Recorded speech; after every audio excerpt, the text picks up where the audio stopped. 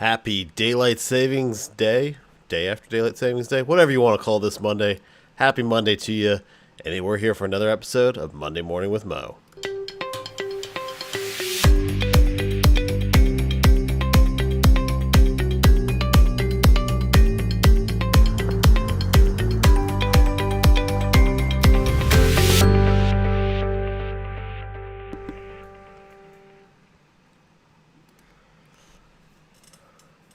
Good morning and happy Monday.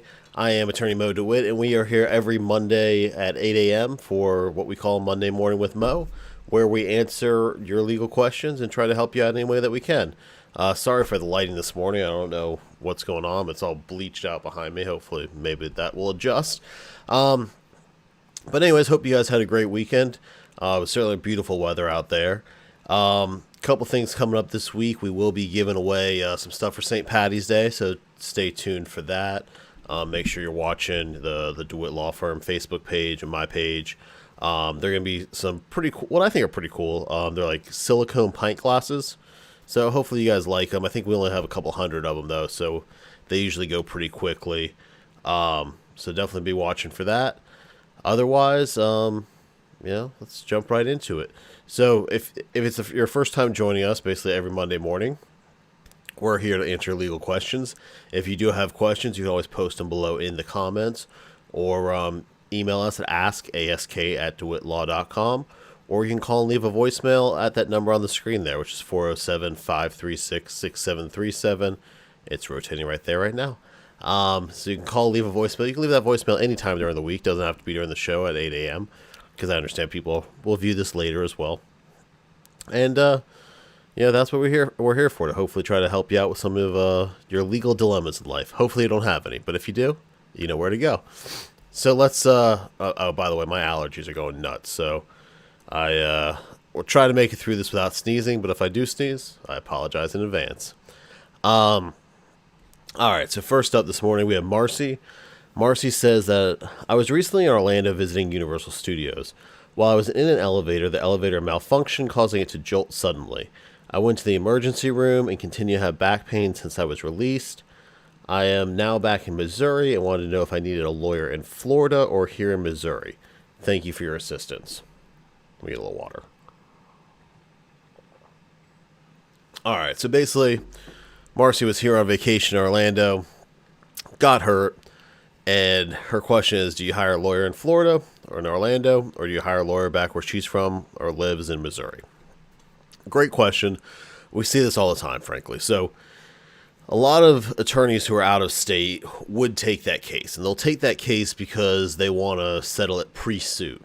So basically, they'll send a demand letter off to Universal Studios, and they're going to hope that Universal is going to resolve it with them. Here's the problem with that, though, is Universal, in this case, or whoever it may be, knows that if you have an out-of-state attorney who's not licensed in the state of Florida, that they can't file suit against Universal Studios.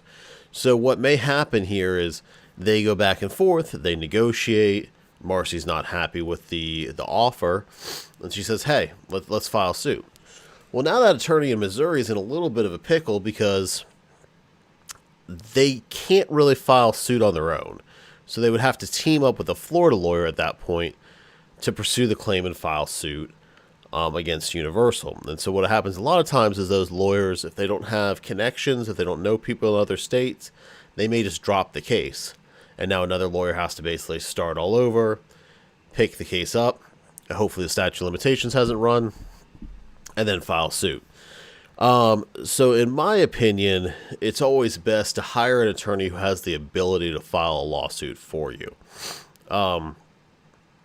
Because that's, in every case, you don't have to file suit, but it's the threat of filing the lawsuit that gets you the best compensation possible. And if the other side knows that that threat's not there, I think it's going to be tough for you to get full compensation on the claim, to be frank. So I always recommend, if you're hurt here in Orlando, even if you live anywhere in the nation or the world for that matter, I've represented people in the UK and all over the world who are here visiting, the theme parks or on vacation in Orlando, that you hire a local attorney to handle the claim for you. I just think it's more efficient. It's easier. If there's any evidence that needs to be preserved, that's probably in Orlando anyways. So it just makes sense to hire someone here so that if you do have to file suit, you already have that person lined up, ready to go, and they're familiar with the case rather than starting with someone in your home state and then having to start the claim all over if they're not able to resolve it for you. So, great question, Marcy. If I can help you out at all, let me know. And we'll go to the next question. So next up this morning, let me get a little more water here. A bunch of email questions this week. We had one voicemail, but I can't get the system to play it this morning. We're having all sorts of technical problems this morning. Next up here, we have Pete. Pete says, I asked my wife for a divorce, and now she wants to move out and has threatened to change the locks. Do I have to leave? Can she kick me out? Great question. So this comes up a lot. I mean, basically, if that's the marital residence, if you both live there, neither one of you has to leave. So you both are fully able to live and reside in the home. You have equal rights to that home. One party can't kick the other party out. And that's deliberately designed that way because the courts don't want one party to be able to get an advantage in the divorce proceedings by starving out the other party, so to speak, by kicking them out on the street. Now they have no place to go, and they say, oh, I'll do whatever you want, I'll sign whatever you want. That's not good for the litigation process to have an equal playing field for both parties. So you both absolutely have a right to remain in the home, to live in the home. The one thing I do caution is, if things are getting heated, if they're getting hostile, it may be best to leave. You don't want a domestic violence situation. And if a domestic violence injunction is entered against one of the parties, that party will be removed from the home and required to stay out of the residence, as long as the court orders them to, basically.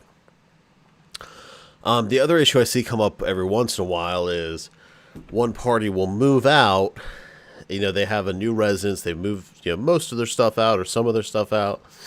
But then they like to pop into the marital residence. And so this is where, I wouldn't say there's a real clear-cut law on this. However, if you've moved out of the home, you really shouldn't be going back into the home without kind of prior approval, prior consent, notifying the other party, and having a legitimate purpose to do so.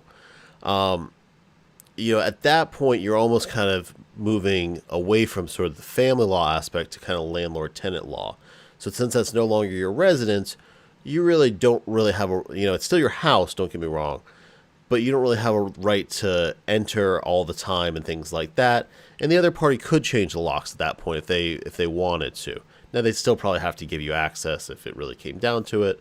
And you still would, if you need to get stuff out of the house, they certainly would be required to make arrangements for you to get your personal belongings and things like that out of the marital residence. But in general, both parties absolutely have a right to remain in the marital home, live in the marital home, as long as they can do so peacefully, and the courts don't get involved in an injunction and all that kind of stuff. So it can be a messy situation. We've seen it get pretty messy, frankly. My advice typically is if you can afford it, if you're going through a divorce, and this, the finances are really the killer typically in divorces where one party just can't afford to move out. But if you can afford to move out, get your own place, it's typically better in my opinion. It calms everybody down. It's more peaceful. It gives you your own peace of mind. You're not arguing all the time. It's just not it's much more pleasant environment in general. And one thing people think is if they move out that they're going to abandon their property or abandon the rights to their kids. None of that is true. You don't abandon any rights or lose any rights by moving out of the home.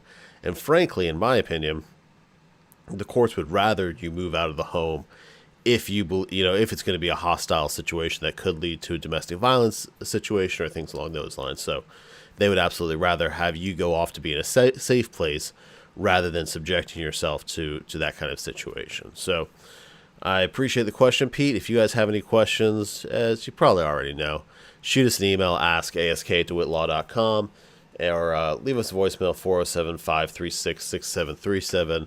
I have mentioned it a few times. You can also text that number if you want. Just put in your phone, say legal questions. If something pops in your head, shoot us a text and we'll answer it that way. So let's see here. Next up, we have Melissa. Melissa says, what happens if you lie about not being pregnant at the time of your final hearing for a divorce? Well, that's a very specific question, Melissa. Let me take a drink. So I'm going to guess that Melissa's been through a divorce because she has some insight here. So if you have a final hearing, which typically means that you reached a resolution, reached a settlement agreement in your divorce, the judge is going to ask you, either the judge or your attorney will ask you a series of questions. Basically they're going to ask you your name, your address, kind of identifying information. Then they'll ask you, is your marriage irretrievably broken? If so, please tell the court why. They'll ask you if this is your signature on the settlement agreement and things like that. And then one of the questions they'll ask you, if you're female, is, are you pregnant? Are you currently expecting any children? Excuse me. And they do that because that would have to be accounted for in the settlement agreement as part of the parenting plan if you were with child, essentially. Because there's going to be a presumption that that child's your husband. There would have to be child support, a full parenting plan, all that kind of fun stuff. So Melissa's question is, what if you lie when the judge or the attorney asks you that question? Well, first of all, that's perjury. So if you lie in court, if you lie to the judge, that is perjury, and that is a crime. You could actually be prosecuted for that. I've never really seen anyone prosecuted for it, but it happens every once in a while. But also, if you lie, you could be subject to what we call a 1.540 motion, which is a motion to set aside the settlement agreement or set aside the final judgment. And one of the provisions for that is to set it aside for fraud. So if you fraudulently represented the court that you're not pregnant at the time of the final hearing, and you actually were pregnant, the court could set aside that final judgment, basically overturn it, case starts over, for fraud because you didn't disclose that. Same thing goes with financial information. So I had a case a couple years ago, it's still kind of ongoing, where a party failed to disclose that they had a pension. And so we weren't involved in the original case, but we came in once the pension was discovered and filed that 1.540 motion to set aside the agreement because they didn't disclose the pension.